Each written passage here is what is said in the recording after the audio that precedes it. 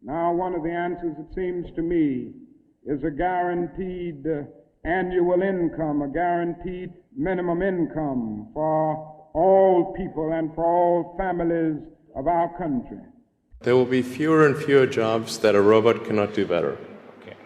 What to do about mass unemployment? This is going to be a massive social challenge.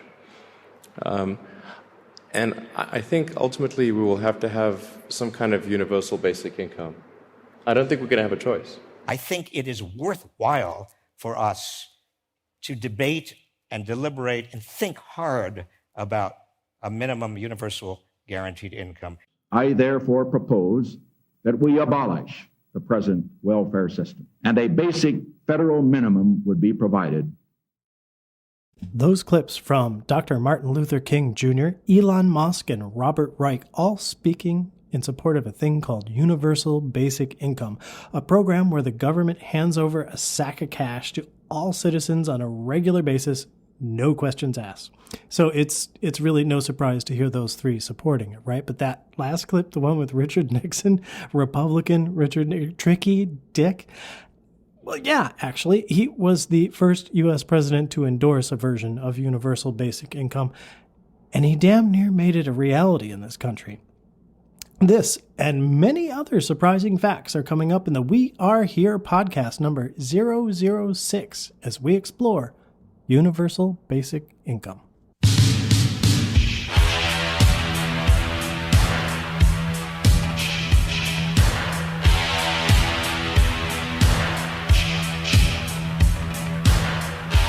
Good hello, welcome to the We Are Here podcast. I'm Keith Brown, host of these here shenanigans. I hope you like them. Welcome. Thanks for stopping by and taking the time out of your day.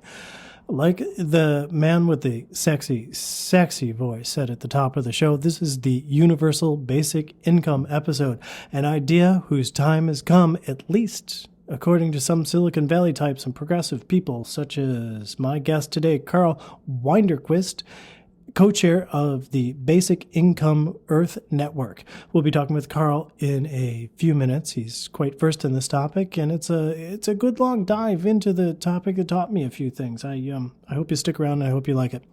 But the question, I suppose, is why? Why universal basic income? I will give you 43 million reasons right now. In the United States today, in the most powerful country this earth has ever seen, there are 43 million people living in poverty, according to the 2015 census data. I'm going to say that again. 43 million Americans live in poverty. Statistics can be tough to wrap your head around, especially big ones like that, 43 million people. I get it. Let me see if I can make that a little clearer. There are more poverty-stricken Americans than there are Canadians living in Canada. True. 35 million people-ish live in all of Canada. 43 million Americans live in poverty. I'll do you one better. There are nearly twice as many Americans living in poverty in the United States than there are human beings living on the continent of Australia. Again, true. About 23 million people live in all of Australia. 43 million live in poverty in America. That's some grim shit, right?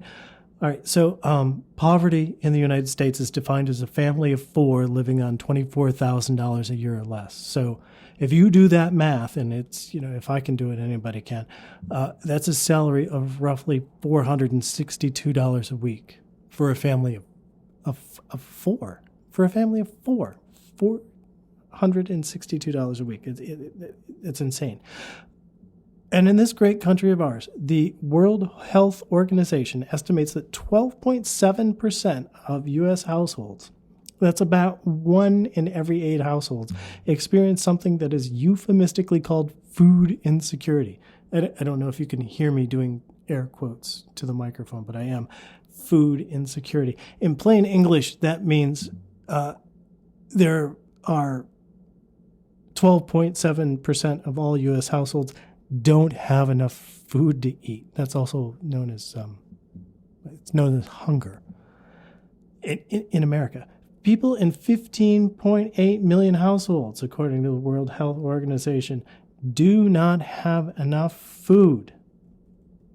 In America. All right, so now what if, given all that, what if I told you that there's a way that we could wipe out poverty tomorrow? Gone. 43 million Americans from poor to not poor, like that. It can be done. Just like when we talked in episode number 004 about universal health care, which, by the way, is a fine episode that you should listen to if you haven't already. But just like we talked about there, providing every American with a decent standard of living could be accomplished with precious little effort and with great benefit to everyone, whether you're poor, middle class, or even rich. Universal basic income, providing unconditional cash payments to every American citizen, no strings attached. Here's your money. Thanks for being American. No government agency is going to come around and track how your money is spent and what you're doing with it. No one's going to be asking for documents to prove you're worthy of the money. Nothing but some cash for you so you don't have to be poor. Because in this country, it should sicken every single one of us that anyone here goes hungry. And so this was the thought on April 16th, 1970, when the House of Representatives voted by vote 243 for and 155 against, approving President Nixon's Family Assistance Plan, which would have guaranteed the equivalent of $10,000 in 2016 money as an annual payment to every poor family in the country. And most expected the plan to pass the Senate, too, because that was even more progressive than the House. But Democrats, in keeping with their character, opposed the bill, saying it didn't go far enough. And because it didn't go far enough, well, shit, let's just kill the whole thing.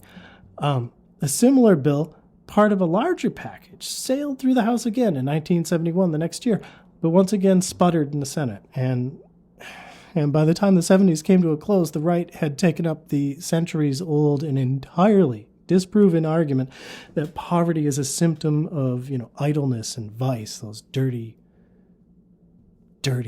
poor people who deserve to be poor because they're so lazy and hooked on drugs. And thus, that's just, there went the opportunity to provide a humane and level playing field in America, just poof. But today, with people like Elon Musk and other Silicon Valley titans jumping on the universal basic income bandwagon, there's some renewed interest in a plan that provides money to people as a right of citizenship. Now, how much money and what it would or would not replace of our current tattered safety net, that's up for debate. Now, progressives, there are some progressive proposals, like you'll hear in a few minutes, that would provide basic income independence of the current welfare system. And there are libertarians who would do away with the entire system that we currently have in favor of putting money directly into citizens' hands. But I think this actually kind of proves the point. This is an idea that's accepted by progressives and libertarians. You couldn't get them to agree on, you couldn't get them to agree on anything.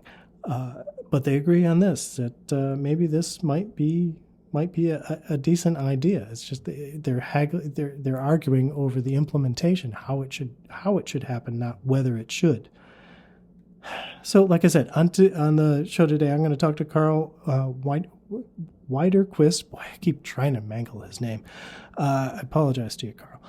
Co-chair of the Basic Income Earth Network. He's a really smart guy who knows a lot more about this than I do, and we have a good long chat. Now, I usually save this kind of thing for the end of the show, but we have a Twitter page, right? We Are Here Pod is the handle. Did I say that right? Yes, We Are Here Pod. It would be super, super neato if you would follow us. Facebook, too. We're also on the Facebook, We Are Here Podcast.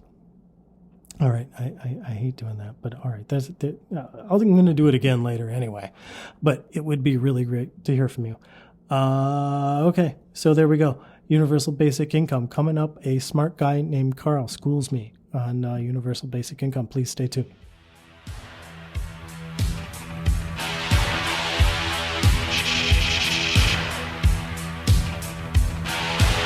The loudspeaker spoke up and said,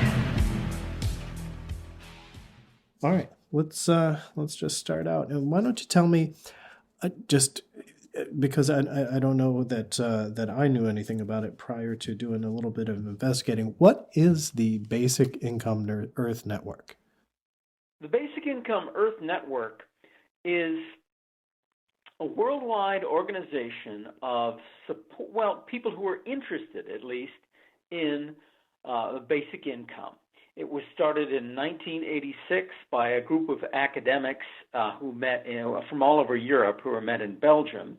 And then it was a European-based organization called the Basic Income Earth Network. In 2004, I believe it was, the group voted to expand to being a global network and change its name to the Basic Income Earth Network. It currently has 300 official members, but two dues-paying members, but it has 10,000 subscribers to its news flash, its email news flash, and it has I think 20,000 or 25,000 unique hits per month or per day or something like that on its website. Okay. Big difference between 20,000 per month and per day, but it's one of those. But a goodly number of people accessing your information. Yeah. So what is the purpose behind the network? The purpose behind the network is to promote discussion and better understanding of the basic income. Now, so BN is not so much it's not really directly an organization aimed at promoting the basic income. It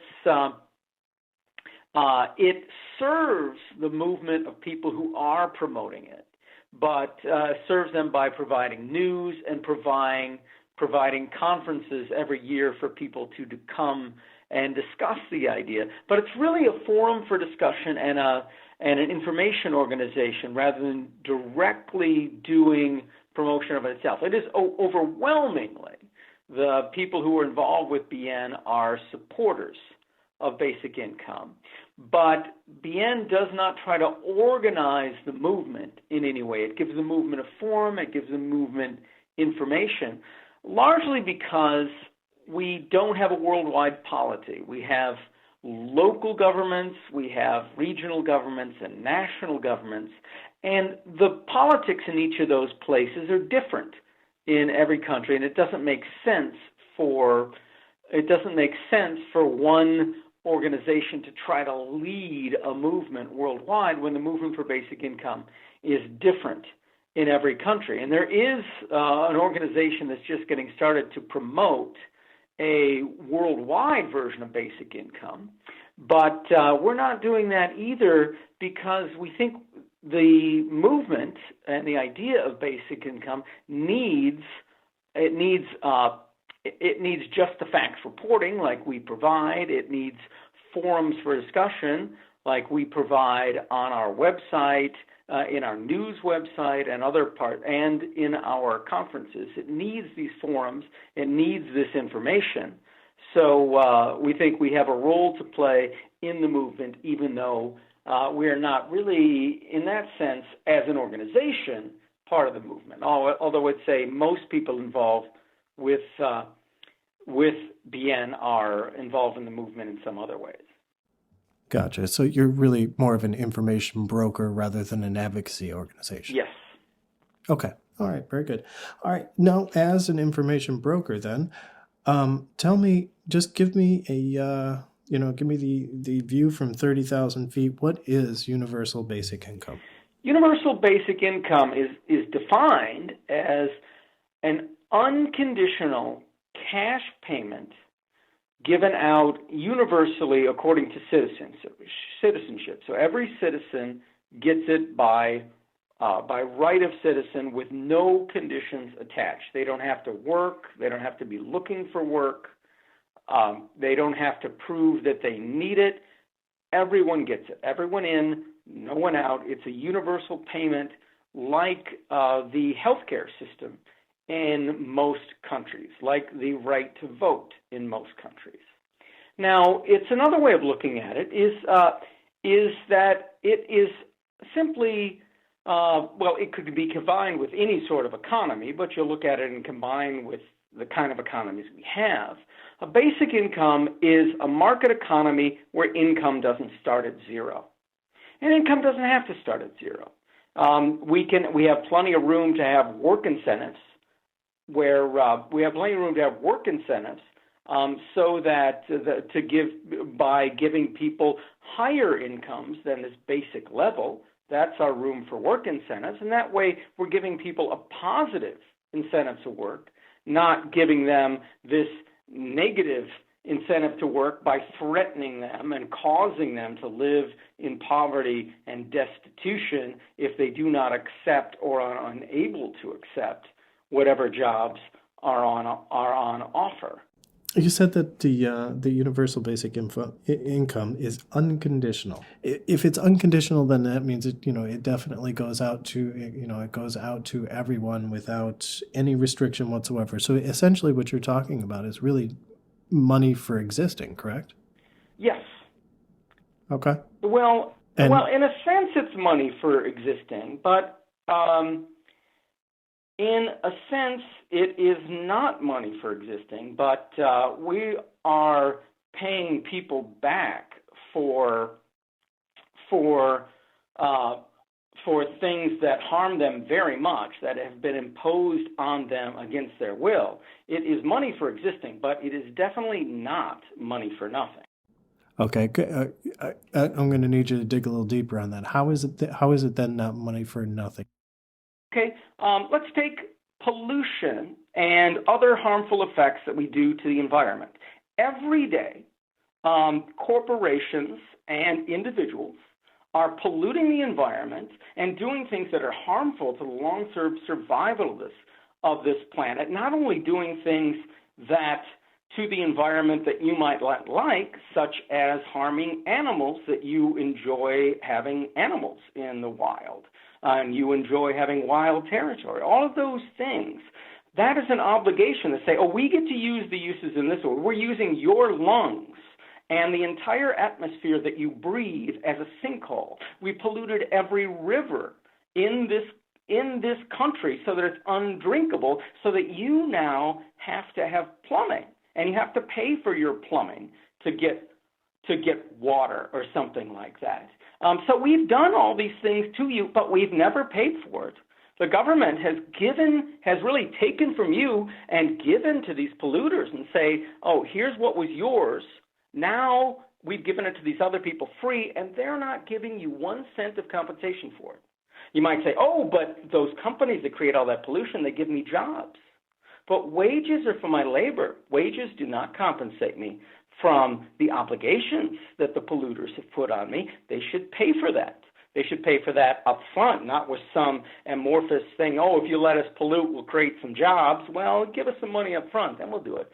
I just came out with a book called Prehistoric Myths in Modern Political Philosophy, co-authored with the anthropologist Grant McCall, where we argue that that's a claim that people have been making, philosophers have been making it for at least 350 years, since people like Thomas Hobbes and John Locke were popularizing it, but actually humans have been making it as long ago as the first Chinese emperor that said it nearly 3,000 years ago. People have been passing on this claim that, current social arrangements make you all better off than you would be as those naked savages.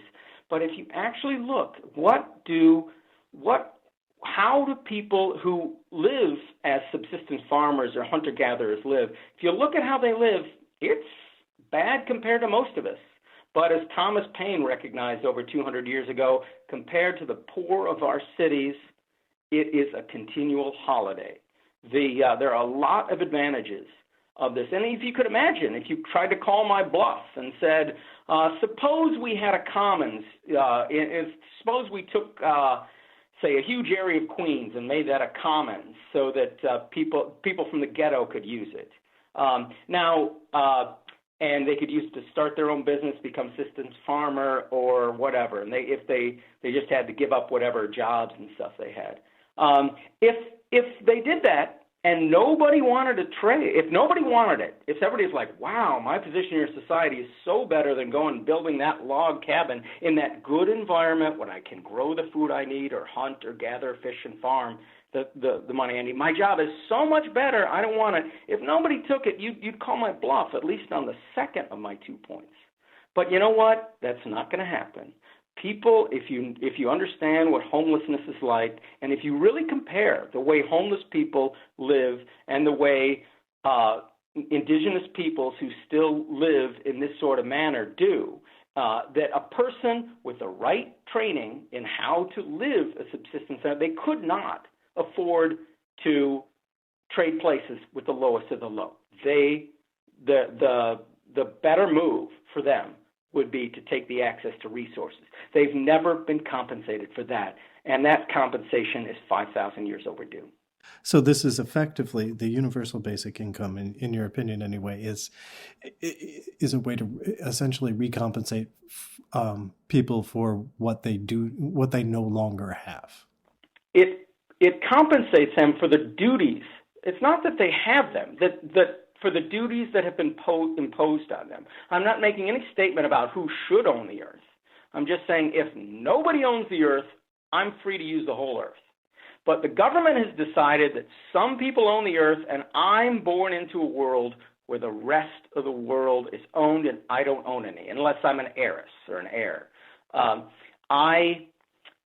This duty is imposed on me, and when you impose a duty that's not the same duty you're imposing on everybody else, but a higher duty for some and a lower duty for others, then you have to compensate people for that duty. So it is a compensation for freedom that you have that the government has taken away and given to capitalist property owners. Gotcha. Okay, very good. Now, what sort of compensation is it? I mean, because that seems to be just a very localized sort of thing in the places that have tried it or are currently in the process of trying it. Can you talk a little bit about what sort of number you can put on that compensation? Well, I can't speak for the whole basic income movement. Everybody in the basic income movement has a different plan. There are variations on a theme. Some are minimal, some are maximal, some work in very different ways. I can tell you what I think. I think that the basic income has to be at least enough that it meets your basic needs: food, shelter, clothing, and hopefully medical care is covered by some other program. If not, it's got to be enough to buy medical care, and a cushion so that you can buy those other things that give you that make up the basic necessities of life and don't fall into those categories. So that you can do things that facilitate interacting with your friends and things like that. So food, shelter, assuming some transit. Assuming public streets and medical care are provided in kind and a healthy environment is provided in kind. Food, shelter, clothing, and enough to live on is the minimum. The maximum, I would say, is the highest sustainable basic income. I think because you are being compensated for non-equal duties that the government is imposing on you, you should be compensated at the maximum possible level. That's what I want. Now, in dollar terms, it depends whether you're talking about what we are talking about the official poverty level or something higher, because the official poverty level is about $12,000 a year for a single person living alone, and I think 16 and change for a two-person family. It goes down. So children you could do more cheaply. So for a get started proposal, I look at a $12,000 a year, and for adults, and $6,000 a year for children. And then for a more ambitious one, I look at $20,000 a year for adults and $10,000 for children. That one, I'm extremely confident that neither of those are above the highest sustainable level, and I would prefer starting with the lower figure and gradually working up to the higher one, see how it goes. But it's possible you could go much higher than the largest figure. I think I could even start at the $20,000 level. Starting much above that, I think, might be economically risky. Okay. And how does this is also something I'm going to ask you, and you're going to tell me there's 150 different ways to pay for it, but how does it get paid for? I'm working on a paper right now, which will hopefully be an article very soon, where I give some very simple back-of-the-envelope estimates of the net cost of basic income. And what I find is for the $12,000 version, it would cost, in net terms, that is how much you're actually redistributing from the net contributors to the program to the net beneficiaries. Want to hazard a guess? I don't. No. Go ahead. Okay. $539 billion a year. Now, the net cost of the higher figure is $1.8 trillion a year. Now, those sound like a lot of money, but do you know how much the government is currently spending for transfer payments right now? It's over $2 trillion per year. So we're spending over $2 trillion a year already to maintain people's income, and we still have 13.5% of the population living in poverty. Something is not quite working with our entitlement spending. But now so with that 13, so when you think about it, now some of those entitlements are for things that are not directly about poverty, such as one of the things that we do with Social Security is make sure old and disabled people aren't in poverty. But another thing we do is give them a reward for their contribution. Oh, you worked until you got disabled, or you worked until you retired. We want to give them a little extra. Some of those entitlements are medical spending. You don't want to get rid of that. Some of them are veterans benefits. You don't want to get rid of that, but there are things that you might be able to get rid of, and those are going to be controversial. So I haven't looked like what? What would you get rid of? Well, the average when I say $12,000 a month, that's $1,000 a year. The average $12,000 or $1,000 a month. $12,000 a year is $1,000 a month. Right. Now, the average payment for food stamps is $125 a month.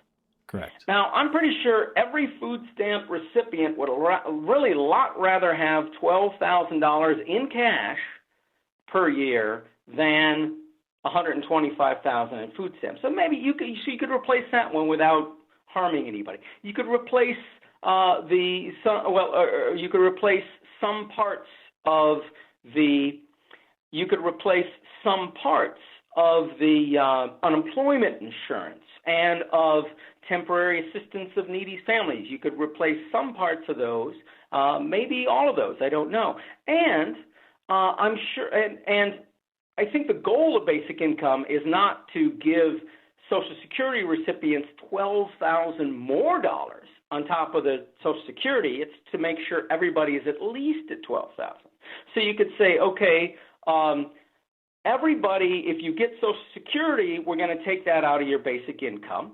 And basic income will be a top-up on your Social Security if your Social Security is below $12,000. And sadly, there are something like I don't have that figure right in front of me, but something like 10 million? I think 10 million Social Security recipients still living in poverty. So you're going to help a lot of Social Security recipients, but you're also going to save a lot of money by saying, okay, this covers we're going to do this in what we call in economics a hold harmless reform, or that's more in public policy, a hold harmless reform, where you introduce this reform and against the other entitlements, and you only take out things from those entitlements that won't harm any of the recipients. So no one is harmed by this. Now, with $2 trillion in entitlement spending and $1 trillion of that going to support people's income, and basic income costing at this level, costing $539 billion a year,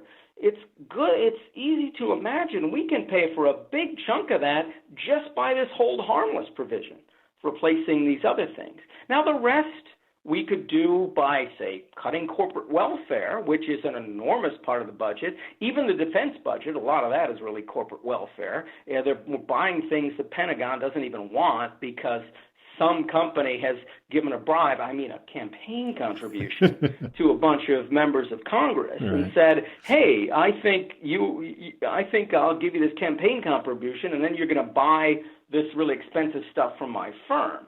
That's what a lot of the defense money is, not to mention defense waste like military bases we don't need anymore. 700 of them around the world. You can save money there. You can save with corporate welfare and obviously corporate welfare and government giveaways to corporations, and you can save, right, and you can have higher taxes on the wealthy who have had an enormous increase in their after-tax income in the last 40 years and can definitely pay more. So you can have higher taxes, or you could really, if you look at the amount of corporate welfare and entitlement saving we could do, it's conceivable we could pay for this with no net tax increase on anyone. Now, I don't know that that's sure. You'd have to go through the whole budget to find that out and look for what could we save. And of course, any effort to do that is going to come up with political barriers. Even the hold harmless political things, which will make recipients better off, will have political barriers. So the extent you can do that, but the thing is, it is feasible. It is economically and budgetarily feasible. The only thing is we have to want to do it. We have to want to live in a country where none of us lives in fear of poverty. And all of us are free to say, hey, this job is no good, I can afford to walk, so I can go and find a better job. It's not just for the poor. This is for the middle class, to get you a better share of the economy that you've contributed to. Yeah, because how many people out there, if they had a choice, would stay in the job that they're in? I mean, there's a good portion of people who would say, you know what, if I don't have to do this, I won't. I'll go find something that I like to do. So that then increases the mobility and the drive, frankly, of a whole lot of people that don't necessarily have it currently, correct? Yes, and what it does is, dead-end jobs are stultifying, so it gives people a chance to look for something they really want to do. But also it does two other things that I want to mention. One is that it gives people the ability to command. It creates a better incentive. We have a big incentive problem in the country today that basic income solves. Everybody thinks it's going to be bad for incentives, but it actually solves this enormous incentive problem we have.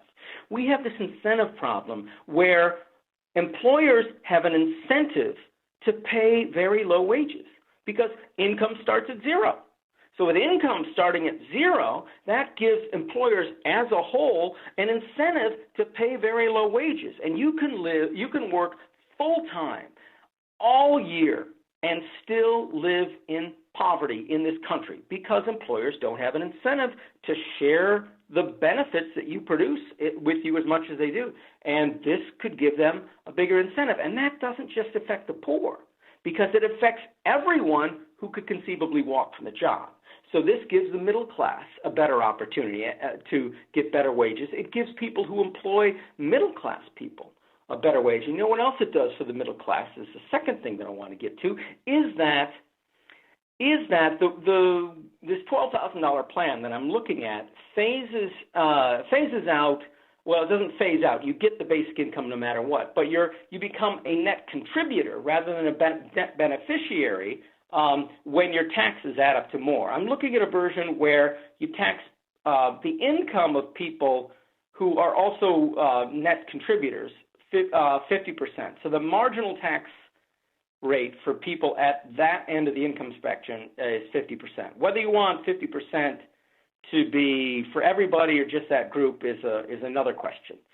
Right now, I think our top tax rate is 35, 33, something in that range. So I think it's 33. Yeah. 33, and it's actually often higher for people who are at the low end because of benefits that they lose along the way. It's actually much higher than 50%. So what you do then? So by doing that, if you get $12,000, and then you're taxed 50 cents on the first dollar you make, that means you make $1, you got $12,000.50.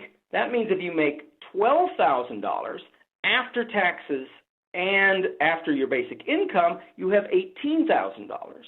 And you're not fully phased out. A single person is not a net contributor till their income is over $24,000.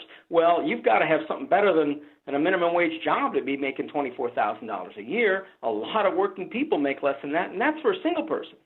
Now, if you add a couple of kids to that, then your basic income, say you're a single parent with 2 kids, and we expect single parents with kids to work, but we don't provide daycare for them, so I don't know how they can afford to work. But you are this basic income recipient. So you get that's $12,000 for you, $6,000 for each of your kids. That's $24,000. Well, you're not going to become a net contributor until you make $48,000. Well, I know a lot of teachers and police officers who are going to be net beneficiaries of this. Carpenters, plumbers, builders, people with highly skilled labor. You got to go to school for 4 years to become a teacher, and a lot of teachers are going to be net beneficiaries of this unconditional basic income grant that people think is for layabouts. It is for the middle class who haven't gotten a raise in real terms in 40 years, and it'll help lots and lots of people, and it's going to at a net cost of $539 billion. Where has a universal basic income? Where has a program like this been done and been successful? At the type of scale that I'm talking about, it has not been attempted before. It's a new policy. It's a first time for everything. When old age pensions come along, those had never been tried before. When food stamps came along, they've never been tried. When national health came along, that had never been tried. When a lot of things came along, when the moonshot came along, it hadn't been tried before. It's never been tried to this extent. However, we have things that are similar. So in Alaska, they have a very... I was going to ask you about Alaska. They have a very small basic income, which was varying between $1,000 and $2,000 a year, and occasionally more than $2,000 a year. That's very small, but even if that very small one has helped Alaska become one of the most economically equal country in a state in the United States, and have one of the lowest poverty rates of any state in the United States. For a long time, it was number one. Now it's not. Now they've cut it back to 1,000 even, which I think is a very bad choice for Alaska, but that's another.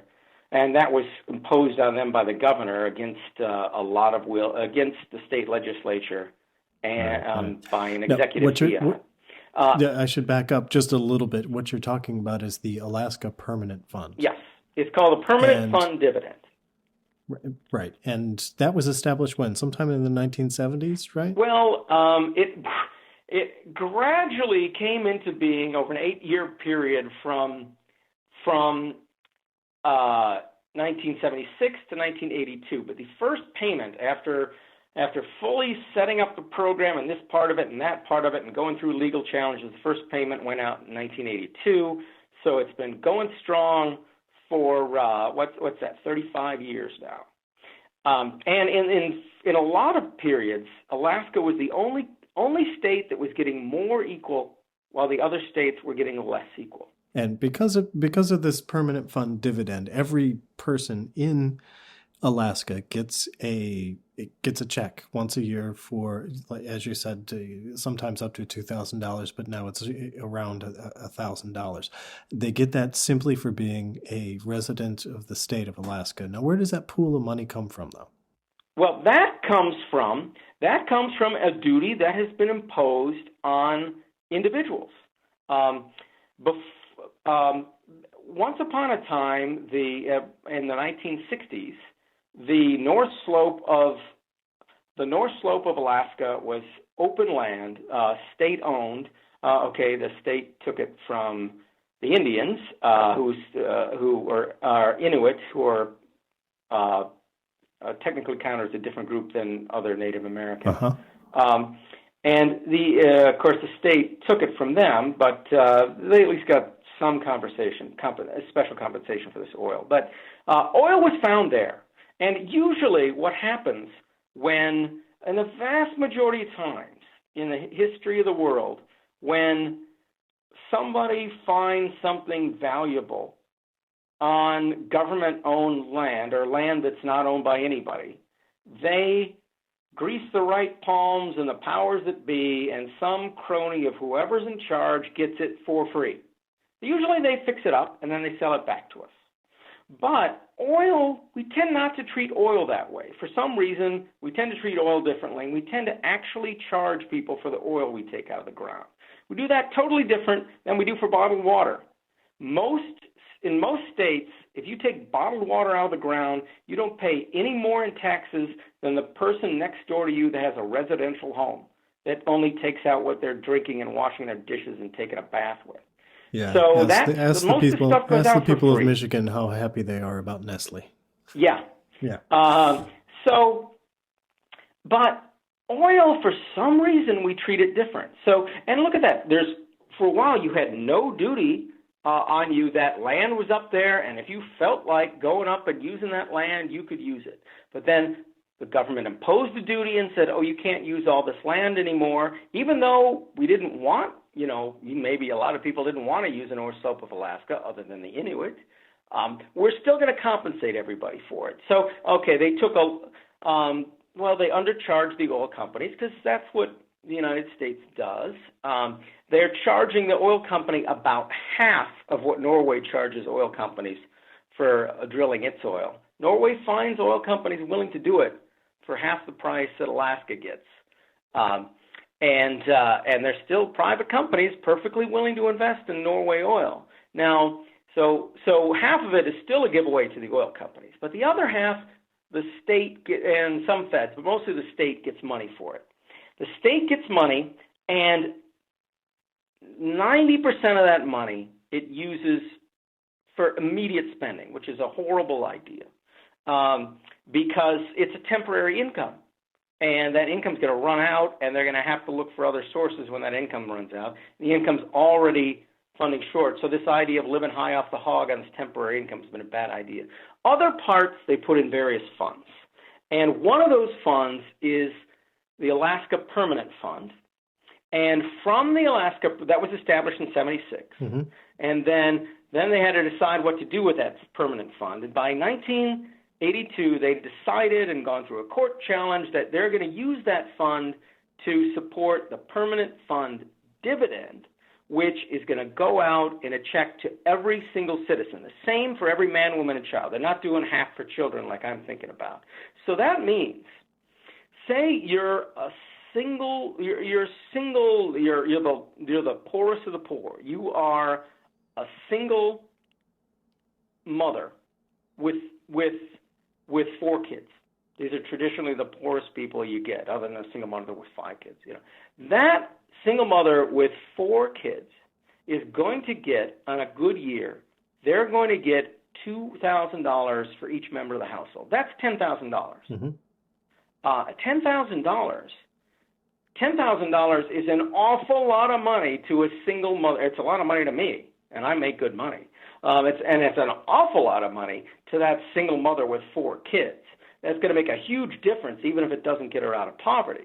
And it's going to make a huge difference for people near poverty. And even on a bad year of $1,000, that single mother with 4 kids is getting $5,000. So that's why the proto extra small basic income they have in Alaska is so valuable to making it a low poverty and a low inequality state. And a deeply red state, it should be pointed out too. So it is something that can be popular across the political spectrum once it's in place. You got to get this thing in place, and people find out, wow, this really works. I think one way to get in place is to say, look, we're tired of inequality growing and poverty staying where it is or growing. We're tired of that.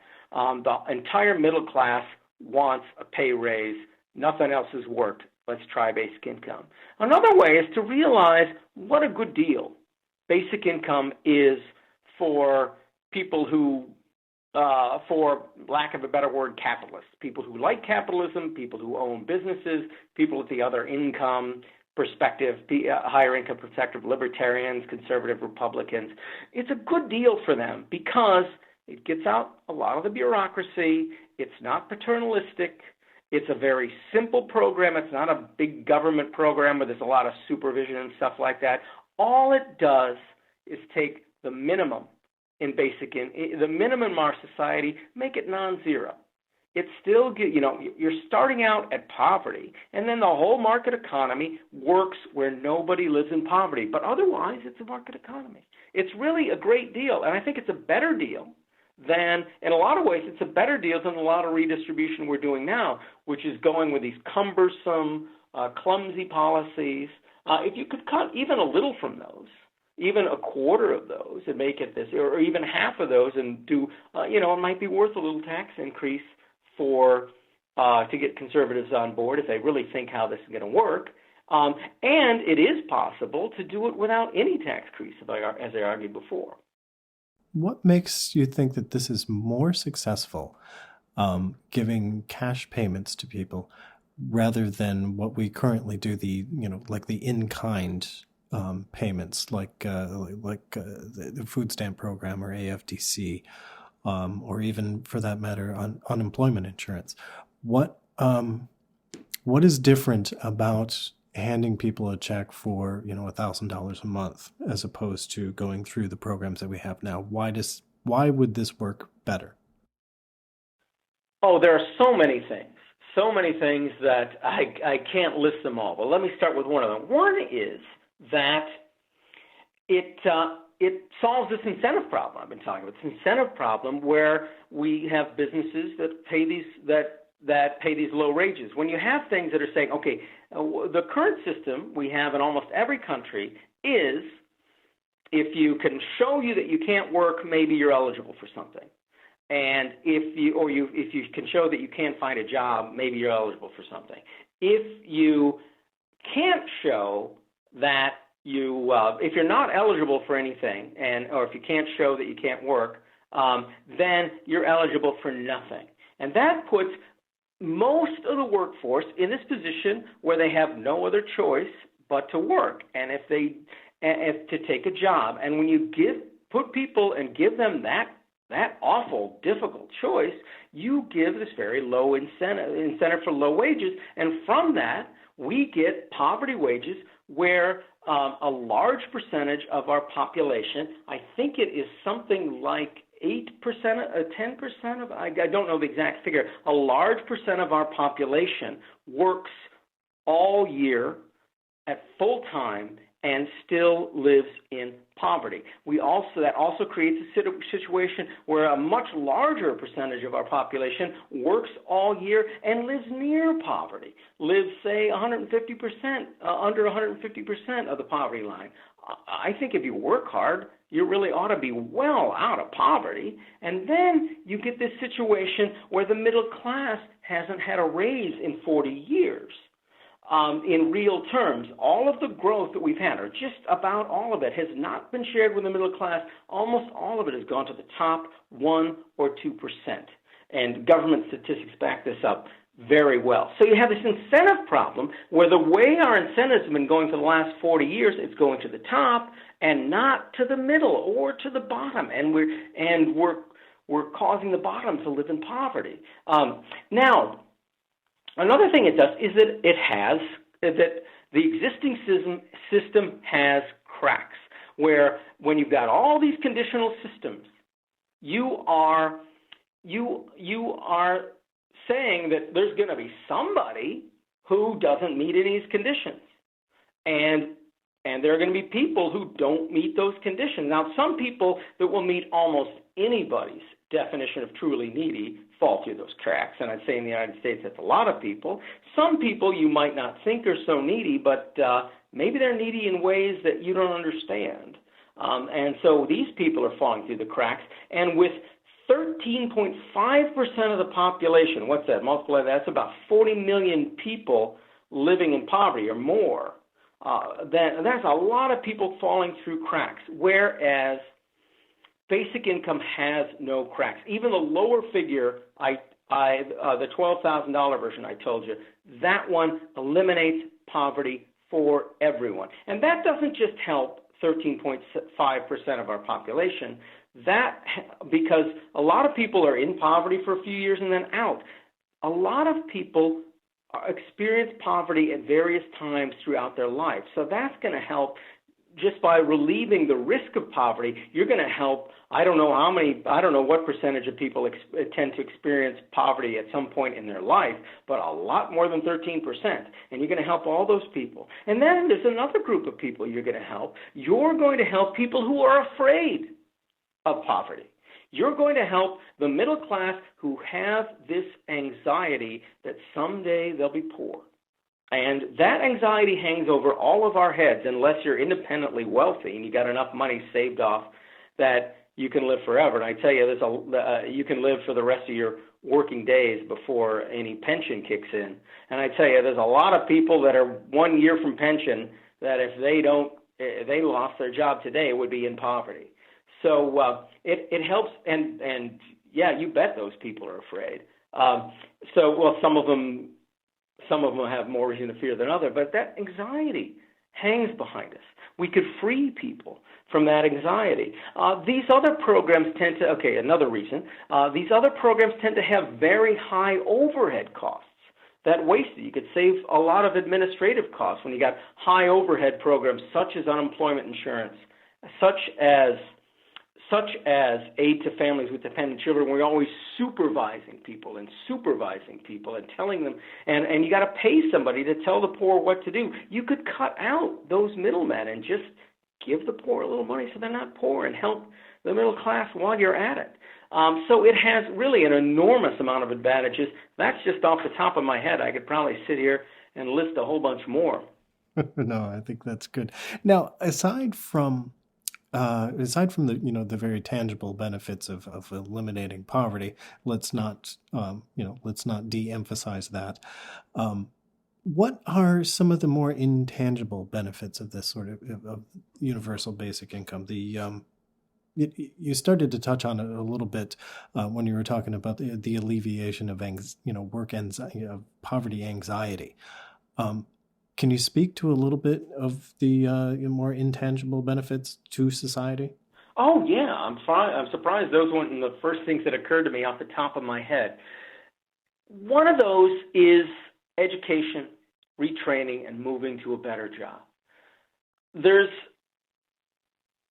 a motivational speaker who I won't name because I think he's a charlatan, but even every charlatan probably comes up with a good thing, with some good ideas here and there.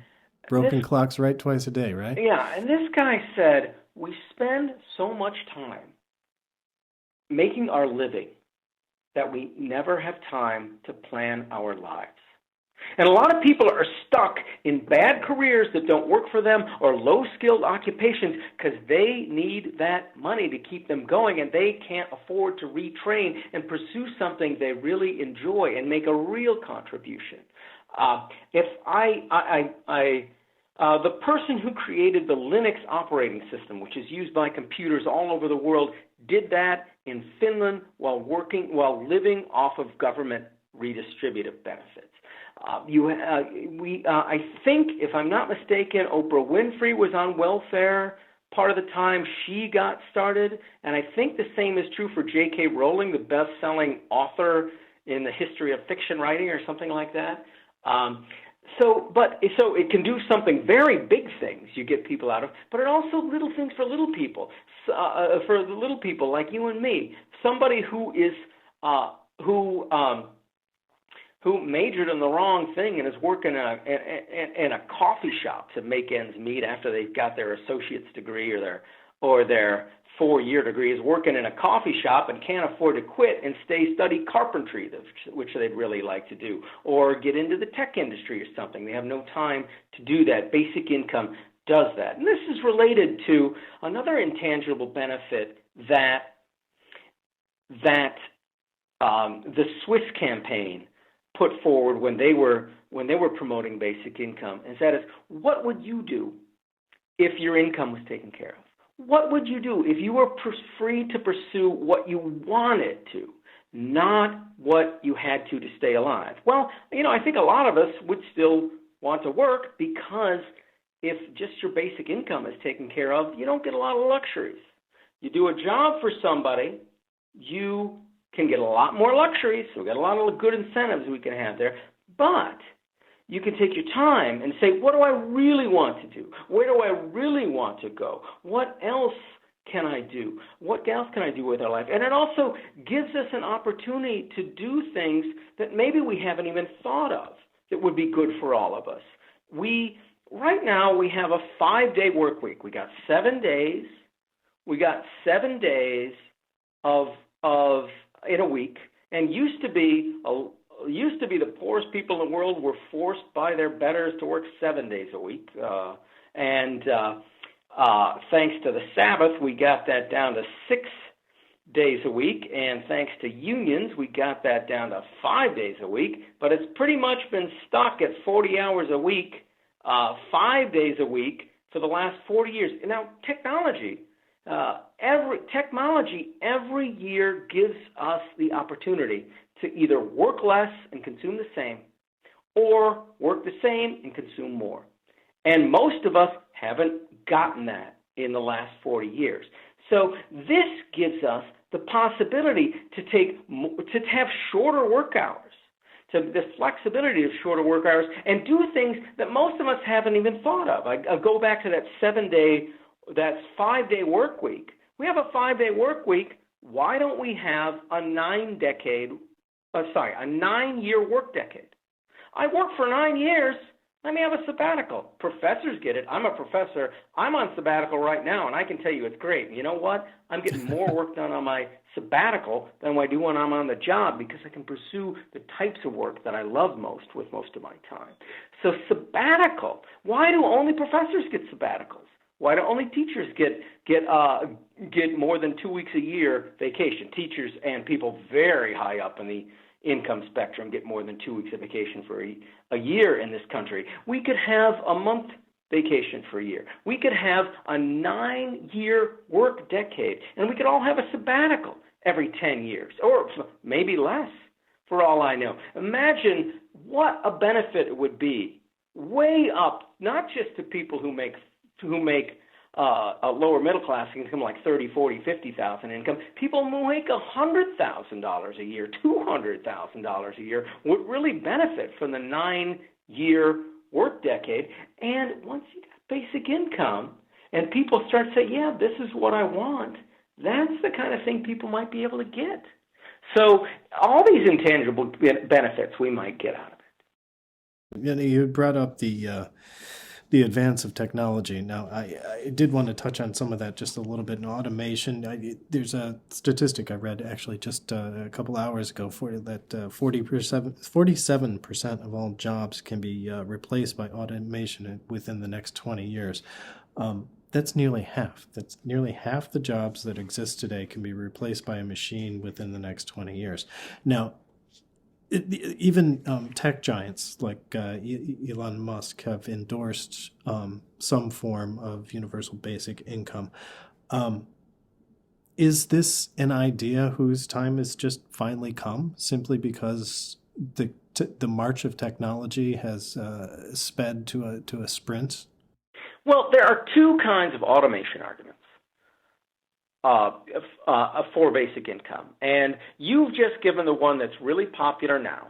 And this argument is bringing a lot of people to basic income right now, and it makes a lot of sense. There's reason behind it, but I usually don't make much out of that argument. I don't really stick to that argument. Well, not that I don't stick to it, but I don't usually bring it up or make a big deal out of it. Partly because Elon Musk and all these other people are doing that so well for me. But another reason that I don't bring that up is that it gives people a very pat response. What was the figure that you gave? 47% of all jobs currently can be replaced by automation within the next 20 years. Can be replaced by automation within the next 20 years. Yeah. Okay. That's 20 years from now. Okay, so there's actually two responses of this type. One pat response is, okay, well, let's wait 20 years and see if what you're saying comes true, and then do it. So part of this, if you're looking at it, automation's gonna do this someday. Well, people say, well, let's wait for someday. But another is, people can respond, say, what if I told you at the at the outset of the Republic, I don't know, at the outset of the Republic, something like 95% of Americans, it's 1776, something like 95% of Americans worked on farms. Now, if I was to tell you, okay, well, by the 1960s, I think it was, only 1% of Americans are going to work on farms, you would say, "Oh my God, we're going to lose how many percent of farm jobs is that? That's like 90-some% of farm jobs. 90% of all. Well, we're going to lose what is that? 94% of all jobs in the country. What is everybody going to do? We'll need basic income now." So then your argument has to be that it's going to be different this time. Now it might be different this time, and it's certainly possible it could be different this time, because there was a time. What if I told a horse in 1910? What if I told you in 20 years all the jobs horses are doing are going to be gone? And 1910 was the time use of horses in Manhattan peaked, and in 10 years horses were gone, and they were replaced by basically nothing. Very few jobs and very few horses in this country have jobs anymore. The only are ones where we really like having horses around because they're horses, like horse racing and Hampton I'm sure Cats. all the horses are real damn sad about that too, right? Yeah, well, most of them are no longer alive. Right. Because the horse population has gone down because we decided it's not worth it to put money into raising and breeding horses when we could put that money into buying cars and other machinery to be beasts of burden. So now, all right, but even still, the march of automation has already cut a whole bunch of manufacturing jobs that, despite the Orange Man in Chief, are just simply never coming back because they've been replaced by machines. It has cut a lot of jobs. But also it has created other jobs. And now it's still not certain at this point that we're on an inevitable trend towards fewer and fewer jobs for people. Okay? Now, and if we're on this trend, you know how they say drowning doesn't look like drowning? Well, automation doesn't look like automation. People think when we get automation taking our jobs away that we're going to get lower and lower levels of unemployment. That's not what happens when we have automation taking our jobs away. What you get is people who've been in the jobs that are automated are going into the sectors that aren't yet automated and driving the wages down. So what automation really looks like, at least in the short term, is increasing inequality as people's wages go down. So one thing, there could be this trend in this direction, but it's actually not showing up, and it's still not shown up as a solid trend in statistics in decline in all jobs, because what we're instead getting is an inequality effect. And that's been going on for 40 years. Whether that equality is attributed to the kind of automation I'm talking about or not, I don't know. It would be hard to prove that. I don't know of any studies on it. But let me give you the other automation argument. The other automation argument is present with us now, and we know it. The other stuff is partly speculative. But this one we can be sure is with us right now, because this argument from automation to basic income has been around at least since the Luddites 200 years ago, when textile mills were coming on the scene, and they were putting skilled people in the textile industry, which is a craft home industry with highly skilled, middle class for the time laborers. And it put them out of business en masse. And a lot of them went around smashing textile mills, because they were putting them out of business in the Luddite protests. Now, people look back and think that these Luddites were idiots. It's like, no, we needed to replace all of those jobs so we could have the Industrial Revolution and make people better off. Well, the thing is, it didn't make everybody better off right away.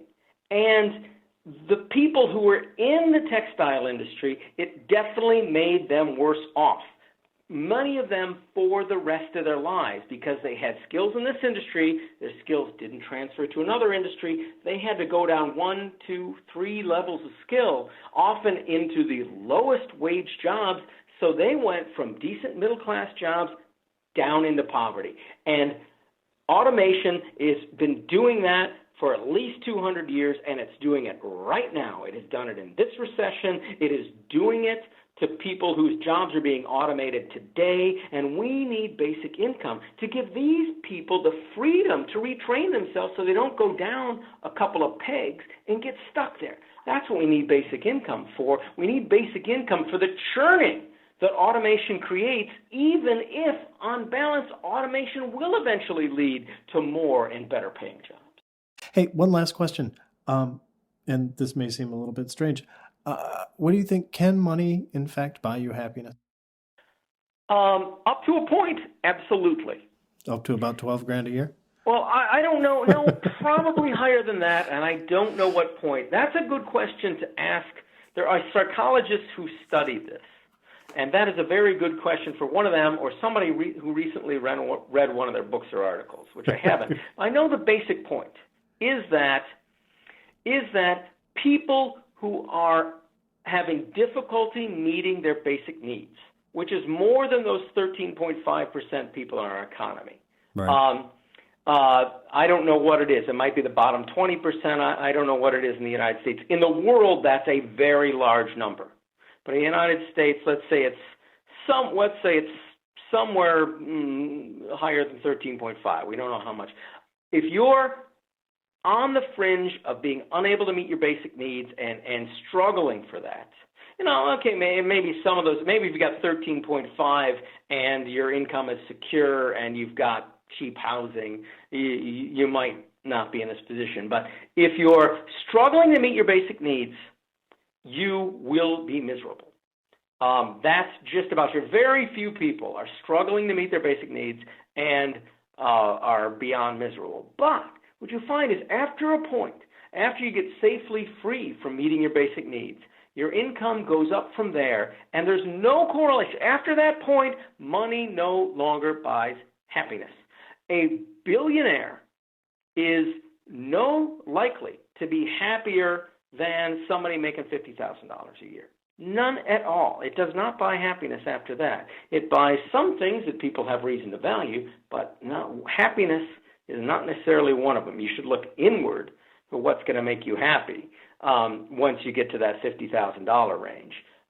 So now I think that has a lot of important implications for basic income. The first thing we ought to do is making sure nobody's in desperate misery, and basic income can ensure that we're all doing that.